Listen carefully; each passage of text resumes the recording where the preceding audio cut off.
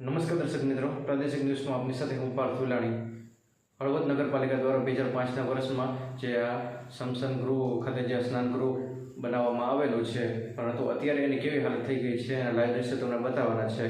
તો અત્યારે આ કેવી હાલતમાં જે થઈ ગયું છે, સાવ બિસ્માર હાલતમાં છે. આ જે દરવાજા એ પણ તૂટી ગયા છે અને જે મીટરના બોડિયા પણ ખુલ્લી હાલતમાં છે અને અંદર જે બાથરૂમના દરવાજા હોય એ પણ કેવા ફૂટેલી હાલતમાં છે, ક્યાંય ચાલે નહીં એવા છે અને અત્યારે ક્યાંય કામ આવતું નથી. સોફાના કાઠિયા સમાન આ બધું પડેલું છે અને આવી હાલત અત્યારે આની સ્નાન ગૃહની થઈ ગઈ છે. મિત્રો, 2005ના વર્ષમાં જે બનાવવામાં આવેલું હતું અને લોકો માટે, પરંતુ અત્યારે લોકોને ક્યાંય ઉપયોગી આવતું નથી. અને શું કરવાનું, માત્ર ગોડાઉન જે સાઈડમાં લાકડા રાખવા માટે ઉપયોગી છે, બાકી સ્નાન ગૃહ માટે કોઈને પણ ઉપયોગી નથી આવતું.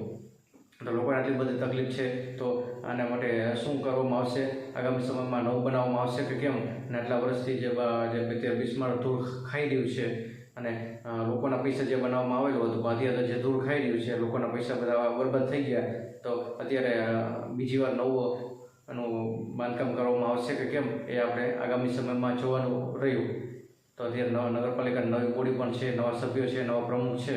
તો એ આ વિશે શું ચર્ચા કરશે અને શું ડિસિઝન લેશે, આગામી સમયમાં આપણે જોવાનું રહ્યું. નમસ્કાર.